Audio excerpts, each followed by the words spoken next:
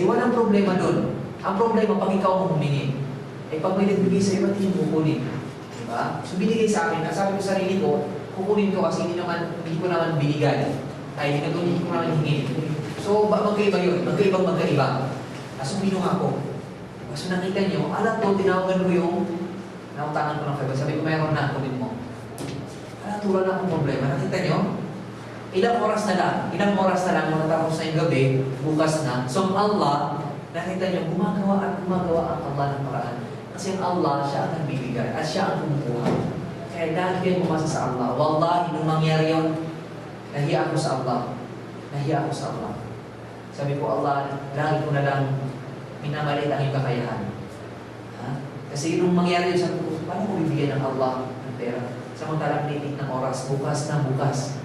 So, nasabi ko sa Allah, kailangan talaga isang Muslim, hindi niya minamalit ang kakayanan ng Allah. Kasi ako nung sabi ko, saan ako kukuha? Diba? Hindi kaya na makakuha ko ng pera. Nakita nyo, binigyan ako ng Allah ng pera. Second lesson, pag nanghingi ka sa Allah ng anuman, huwag mong limitahan. Huwag mong nilimitahan. Magkano hinihingi mo sa Allah? 500. Dumating 500. Eh, huwag mong nilimitahan ang hinihingi mo sa Allah. Para malaki. Kasi kung anong hinihingi mo, yun ang ibibigay sa'yo ng Allah. Minsan naman, sobra pa dun sa... Pero kadalasan, ang hinihingi mo, yun talaga ang binibigay sa'yo. Wallah. Pangalawa namang experience din, nung uuwi ako, sabi ng mga kapatid ko, Kuya, chocolates.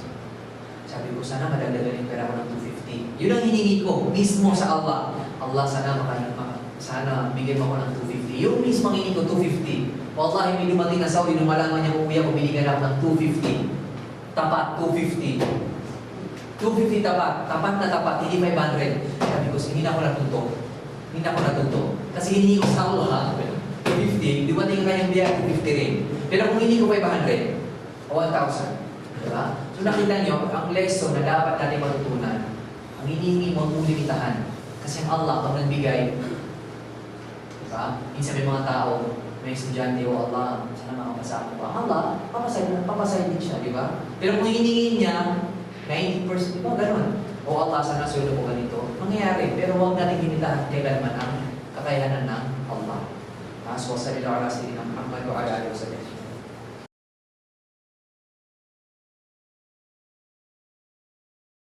بسم الله الرحمن الرحيم اقرأ باسم ربك الذي خلق الإنسان من علق اقرأ وربك الأكرم الذي علم بالقلم علم الإنسان ما لم يعلم كلا إن الإنسان ليطغى أن رآه استغنى الحمد لله رب العالمين وأصلي وأسلم على من لا نبي بعده سيد الأولين والآخرين محمد بن عبد الله وعلى آله الطيبين وصحابته غر الميامين ومن تبعهم بإحسان إلى يوم الدين أما بعد السلام عليكم ورحمة الله تعالى وبركاته. Sunod tayo natapos kagabi doon sa number 40 na hadith. Kaya natin siya natapos. Ang inaaraw ka ng Ramadan, sampo. So, naliti lang 20 days o 19 days. Kasi pag nakita ang buwan sa 29, ibig sabihin, tapos na ang Ramadan. Kasi hindi nyo nang kalimutan, ang buwan sa Hijri o Islamic calendar ay 29 at 30. Hindi bababa ng 29, hindi tataas ng 30. Hindi katulad ng Gregorian calendar, Roman calendar. Gregorian, may 28 sa February, minsan may 31. Sa Arabic calendar, hindi bababa ng 29 at hindi tataas ng 30. Paano malalaman yun? Pag nakita yung buwan sa 29 lang. Bukas, buwan na. Para magiging 30. Ibig sabihin, pag hindi nakita yung buwan sa 29, kukomplete na yung buwan ng 30. Tapos, bukas, buwan na. So, walang 28, walang 31. Sabi ng propeta, walang naibabawas ang isang tao ang gawa mula sa yaman at walang naidadagdag si Allah sa isang tao sa pamamagitan ng isang paumanhin. Dito na tayo gusto sa at walang naidadagdag si Allah sa isang tao sa pamamagitan ng isang paumanhin kundi karangalan. Kung ang lahat ng tao, lalo na mga Muslim, gagawin nila itong sinabi ng propeta, tapos na ang lahat ng problema. Pero dahil ang bawat isang tao na pagmataas, kailangan maghiganti, hindi natapos ang ulo. Kaya nakita niyo, sabi ng propeta, ang sino mang magpatawad, ay tataas siya ng Allah. Bibigyan siya ng karangalan. Hindi karangalan ng kunwari dito sa mundo na kapag may ginawa kang mabuti, kunwari pulis ka, diba? Tapos may sinalba ka, kung may nakita kang taxi driver, diba? Ano kaya mga pulis, diba? May nagsalba ng hostage crime, lalagyan ng promotion, o lalagyan yung star niya. From PO1 to magiging PO2, PO2, PO3, PO4. Pero sa Allah, hindi ganon. Kasi nakikita ninyo, ang Allah, ang hawak niya ang mga puso ng tao. Diba? May mga tao na kahit hindi mo kilala, diba? Unang kita mo pa lang sa kanya, gusto mo na. Parang sabi niya, lazim o kailangan marirespetuhin mo siya. Diba? Kasi yun yung ginagawa ng Allah. Ang isang tao, mabuti, mabait, magandang kanyang ginagawa, hindi mangyayari na kung darating ang isang anghel, oy, ito si ano, i-respeto ninyo, hindi. Ilalagay ng Allah yung karangalan, yung pagmamahal sa puso ng mga tao na nakapaligid sa kanya. Kaya pag nakikita siya, alatul, ay, parang di ba, gusto mo na siya. Meron namang mga tao, di ba, kahit sabihin mong mayor, o mayaman, o mataas ang rangko, o natingin mo pa lang sa kanya, ayaw mo na. Ibig sabihin, meron siyang ginagawang hindi maganda, kaya ang Allah, nilalagay niya ang galit, hindi pa gusto sa mga puso ng tao. Kaya sabi ng Allah, sabi ng mga Islamic scholar, makikita mo ang pagmamahal ng Allah sa isang tao, sa mga tao. At makikita mo ang hindi kagustuhan ng Allah sa isang tao, sa mga tao. So, may mga tao, ayaw niya dun sa tao na yun. Meron namang mga taong gusto mo sila ng mga tao. Ibig sabihin, malapit siya doon sa gusto siya ng Allah o ayaw siya ng Allah. Kasi di maaaring ang ayaw ng Allah ay gusto ng mga tao. Sabi nga ng Allah, sabi nga ng propeta, antum syuhada'ullah fil ard. O kayo mga taong mga Muslim, kayo ay saksi ng Allah sa lupa. Kung sino man ang inyong pinuri, ay kapuri-puri sa tingin ng Allah. At kung sino man ang inyong kamuhian, ay kinamumuhian ng Allah. Kasi minsan may nung nakaupo ang propeta at ang kanyang mga disipulo, may dumaan na yung patay, yung dinadalang patay. Kasi nakita niyo sa Islam, diba, hindi pa kayo mga Muslim, alam niyo na pag may namamatay, diba, sinasakay rin sa parang Mercedes-Benz o ano pa man, kotse. Diba? Sa Islam, dinadala. So, may dumaan, sabi ng mga propeta, uy, mabuti yan, maganyan, mabuti si ganyan, ganyan ginagawa niya, mabuti yan, mabait yan, ganyan, ganyan. Sabi ng propeta, ganun na. May dumaan naman ang pangalawang ililibing, sabi niya, sama niyan, ganyan, hindi mabuti yan. Sabi ng propeta, ganun na. Hindi na dinagdagan ng propeta, ay oo nga, hindi, ganun na. Sabi ng mga disipulo, anong ibig sabihin ng gano'n na propeta? Sabi niya, nung una, may dumaan tapos pinuli namin, sinabi mo, gano'n na. Tapos yung pangalawa, minsan sabi namin yung maganda, sabi gano'n na. Sabi ng propeta, yun nga, na kayo ay mga testigo ng Allah sa lupa. Ang sino ang pinuri nyo, gano'n na. At ang sino ang hindi nyo pinuri, gano'n na. Yun yung hawak ng Allah. Kaya nga dito, itataas ng Allah o bibigyan ng Allah ang isang tao ng karangalan kapag nagpatawad siya. Kahit kaya-kaya niyang gumanti, pero nagpatawad siya, insyaAllah, bibigyan ka ng Allah ng karangalan na ilalagay niya doon sa mga puso ng tao.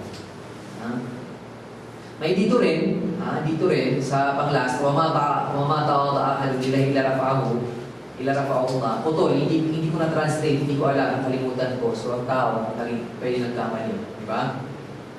So, ang ibig sabihin dito, nakita nyo ito, yung dito nyo, hindi siya na-translate dito, hindi ko alam kung nakalimutan ko ata. Ang ibig sabihin niyan, at walang sino mang taong hindi nagpapakumbaba para sa Allah, maliban na lamang na itataas siya ng Allah. Maliban na lamang na itataas siya ng Allah. Nakita nyo lahat. Musliman o hindi Muslim. Ha? Pag nagpakumbaba, tingnan nyo saan. Diba? Nakikita mo, bigla na lang siya tumataas. Imbis na, kunwari, di ba, may mga tao, wag mo na pag-ibin yan, wag mo na. Okay lang ako dito, ganyan. O kunwari, may mga tao, di ba? Pinatawag mo sa front, dito ka mo po. Kung saan sinasabi nila, okay na dito na ako, ayaw ko dyan. Yung mga mapagkumbabang tao. Supposedly, kung titignan natin, kung nagpakumbaba, hindi siya mapapansin, di ba? Kasi mapapansin yung nasa unahan, yung nakikita ng mga tao, yung lagi nagpapasikat, yung lagi naging pagmataas. Supposedly sila yung napapansin. Pero nakita mo, sino bang nagpapakumbaba, itataas ng Allah, Musliman o hindi Muslim. Tingnan nyo, pansinin ninyo, lahat ng tao nagpapakumbaba, itinataas ng Allah. Kahit na gusto niyang ibaba ang kanyang sarili, pero ang Allah, itinataas siya. Sa anumang paraan, maaari may mga tao nagpapakumbaba, hindi siya pansin. Pero nakita mo, darating sa kanyang trabaho, kung saan itataas siya ng Allah. Napakarami dito sa Saudi. Mula sa wala, tapos naging dito, naging ganito, nataas ng mga rangko. Samantalang hindi sila pansin dati. Samantalang yung mga naunahan nila, mas masikat, mga maraming ginagawa, lahat naririnig sa radyo, sa TV, sa ano. Pero minsanan, bababa. Tapos yung mga nagpapakumbaba, itataas ng Allah. Kaya, ang isa rin kasi isa rin sa mga pangalan ng Allah, kaya na-discuss natin kahapon is yung mapagmataas. Pero sabi ko nga sa inyo, ito ay pangalan na bagay sa Allah. Na kapag ginaya siya ng kanyang alipin, hindi babagay. Kasi sa atin, pag naisip natin na mapagmataas, ay mayabang. Hindi. Pag Allah mapagmataas, bagay sa kanya kasi siya ay Panginoon, siya ay Diyos, siya ay banal. Pero ang tao, nakita niyo, hindi sa kanya bagay, mapagmalaki. Kaya nagtataka ko sa mga tao nagmamalaki. Diba? May mga taong ganyan. May nabasa ko, sabi niya, sabi niya, ang dalawang kamay, ang dalawang paa, hindi nagmamataas ang isa sa kanila. Diba? Bakit? Sabi niya, kasi muna, kahit nauuna yung apak niya, alam niya na mahuhuli siya. May nakita ka bang isang paa lang ganyan? Hindi. Ganyan. So, ganyan yung tao. Ngayon, ikaw na una, bukas, ikaw na sa huli. Asukan magmayabang. Diba? Kasi darating yung panahon, ikaw mahuhuli. Hindi na mahuhuli, kundi pinaka-huli. Isa pa sa pinakamagandang nabasa ko, sabi ng isang Islamic scholar, sabi niya, ako ay nagtataka sa isang alipin. Nagmamalaki, samantalang dumaan sa daanan ng ihi 2 beses. Hindi niyo ba yun?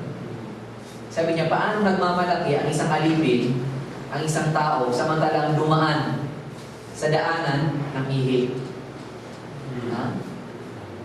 Paano yung dalawa niya? Yung una, yung kanyang tatay, nung pagkagano sa kanyang asawa, sa kanyang nanay, saan dumaan yung na yun? Yung sperm cell na yun.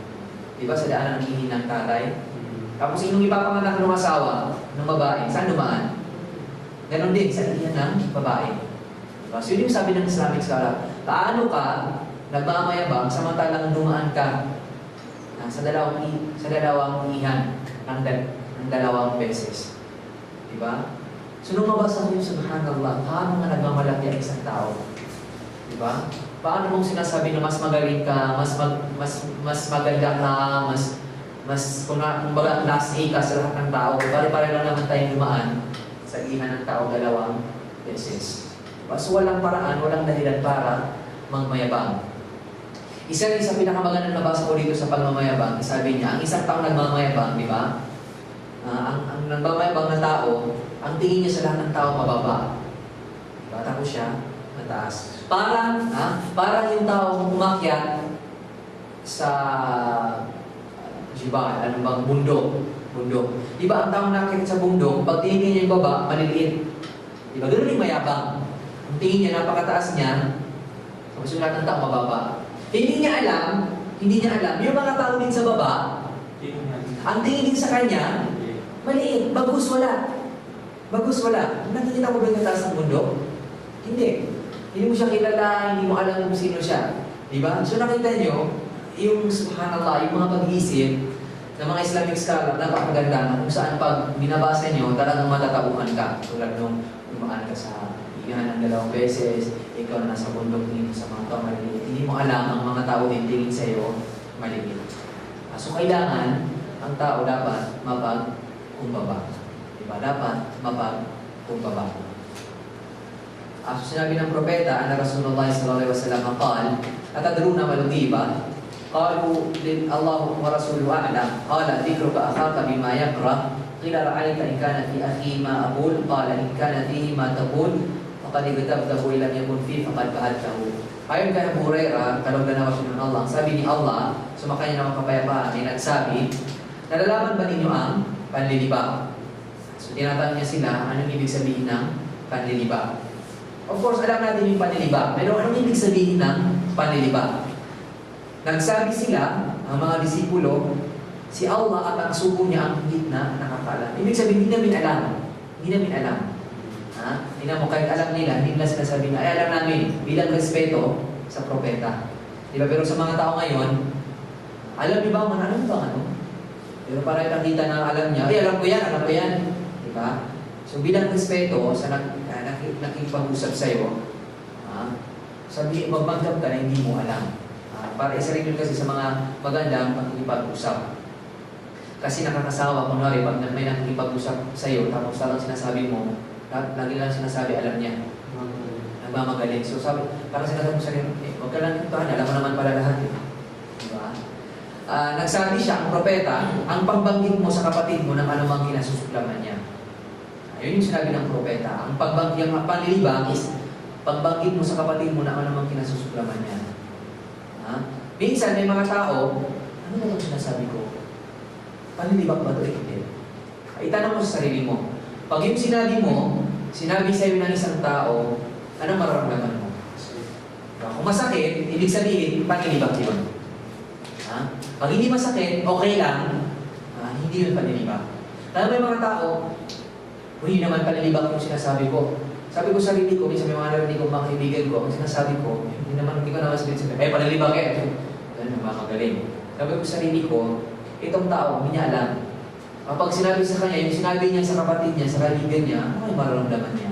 So yun yung measurement. Ito yung parang yung parang timbangan. Ang sinabi dito, pag kinasusuklaman ng kapatid mo, ang pagbanggit mo sa kanya, yun yung panlilibak. So yun yung ibig sabihin nun. Kapag may sinasabi ka, hindi mo alam, ano yung pagbanggit? Itama mo sa sarili mo. Pag nasaktan ka, ibig sabihin panlilibak yun. Hindi maganda na sabihin mo. Pag hindi, sabihin mo. Kaya nga ito rin yung general message na kapag may gusto kang sabihin, ano bang gusto mong sabihin, isipin mo muna. Sabihin mo muna sa sarili mo, ano kaya pag sila nagulog, masasaktan nila. Pag sinabi kaya ito sa akin, masasaktan kaya ako. So pag nasaktan ka, huwag mo nang sabihin. Pero pag hindi ka nasaktan, sabihin mo kasi ibig sabihin, hindi yun nakakasakit. Maliban na lamang kung ano bang tawag dito yung manhid na okay lang kahit anong sinasabi sa'yo. Diba? Ang sabi naman niya, sinabi ng kanyang mga disipulo, ano po sa tingin ninyo kung taglay ng kapatid ko ang sinasabi ko? Ibig sabihin, kapag sinabi ko, yung si Juan sinungaling. Yung ibig sabihin niya dito na ano ba ang tingin niyo kung taglay ng kapatid ko ang sinasabi ko? Ibig sabihin, pag totoo yung sinasabi ko. Sabi ng propeta, kung taglay niya ang sinasabi mo, o ibig sabihin totoo ang sinasabi mo, nilibak mo nga siya. Ano ang sinabi mo? Pagnanakaw, sinungaling, barat, masamang ugali. Pag totoo, ang ibig sabihin, nilibak mo nga siya. Sabi ng propeta, kung hindi niya taglay, ibig sabihin hindi totoo ang sinasabi mo, sinira ang puri mo nga siya. So yun yung dalawang dapat nating huwag kalimutan. Pag sinabi mo ang isang bagay tapos totoo, nilibak mo ang iyong kapatid.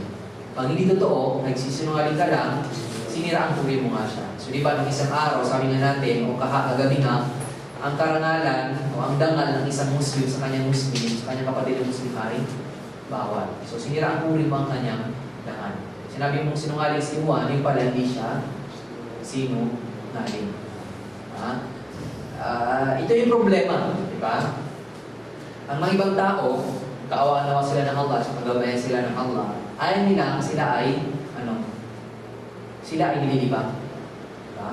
Ayaw nila sila nililibang. Mabang narinig nila, uy, nilibang ka ni walang niya yun, umanda siya pag nakita ko, wow, walang pangalan, pala alam na, lahat. Diba? Tapos, darating naman yung oras, siya naman ang malilibang sa ibang tao. Diba? Yun yung problema eh. Ayaw mo na nililibang ka, pero ikaw magaling ka sa panlilibang. Because hindi maganda yun. Hindi maganda yun. May mga taong nakalimutan ko, may nabasa ko tatlong uri ng tao. Sana ma-remember ko. Sabi niya yung una, nagkakamali sa ibang tao. Lahat tayo nagkakamali sa ibang tao. Pero, ayaw niyang nagkakamali ang tao sa kanya. Yun. Nagkakamali tayo sa lahat ng tao, nasasaktan mga ibang tao. Pero ayaw mo na ang tao nagkakamali sa iyo. Ito yung pinakamasamang tao. Kasi unfair. Paano sinusuntok mo si Juan, tapos pag si Juan gumanti sa iyo, ayaw mo. So hindi pwede yun. Pangalawa, may mga taong nagkakamali sa kanyang ibang tao, pero pinapatawad niya sila. Hindi siya nagkakamali sa mga tao, at pag may nagkamali sa kanya, pinapatawad niya sila. Hindi niya sinasabi na, bakit kayo gumagawa sa akin ng ganyan, samantalang hindi ko naman kayo ginagawa ng ganyan. Yun yung pinakamagandang tao. Kahit hindi siya nagkakamali sa ibang tao, pero pag ang tao nagkamali sa kanya, pinapatawad niya sila. May mga taong nagkakamali sa tao, nagkakamali sa tao, at nagkakamali din sa kanya yung mga tao. Ito yung taong nasa middle. Nagkakamali sa tao at nagkakamali din sa kanya ang mga tao. So yun yung pinakamaganda, yung nasa gitna. Hindi ka nagkakamali sa tao, pero ang mga tao nagkakamali sa iyo, pero pinapatawad mo sila. So mahirap itong hanapin. Kasi nga sabi nga ng propeta, ang sino mang magpatawad ay bibigyan siya ng karangalan. Ibig sabihin, mahirap. Kaya may mga reward, di ba? May mga reward. Kasi ang reward na yun, bihira lang ang makakakuha nun. Kaya yung reward na yun, nabinigay ng Allah, napakalaking karangalan kasi mahirap gawin yun. So kung may mga tanong kayo, pwede kayo magtanong, insyaAllah. Sallallahu ala sayyidina Muhammad wa ala alihi wa sahbihi.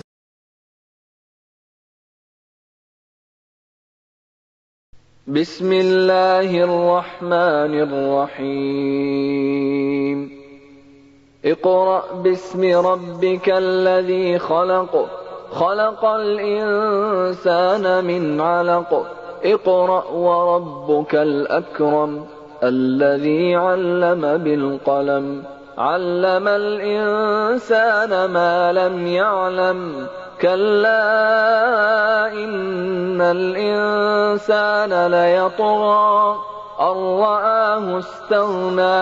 Assalamu alaikum warahmatullahi ta'ala wabarakatuh. Tayo na nasa number 42.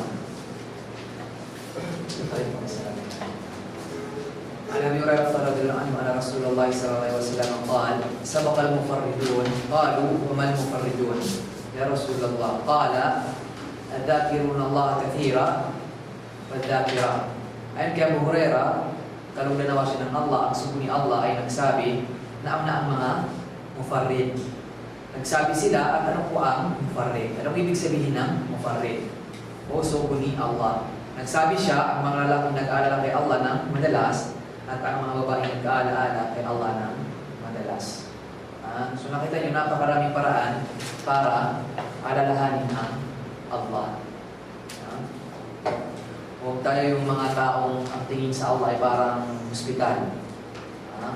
Pag walang sakit, hindi pupunta sa ospital. Ang mga tao din, inaala na may Panginoon pag walang problema. Pag walang problema, walang Panginoon. Diba? So, huwag tayo maging katulad nila. Minsan may nakita akong isang tao, nasugatan siya. Muslim siya, nasugatan.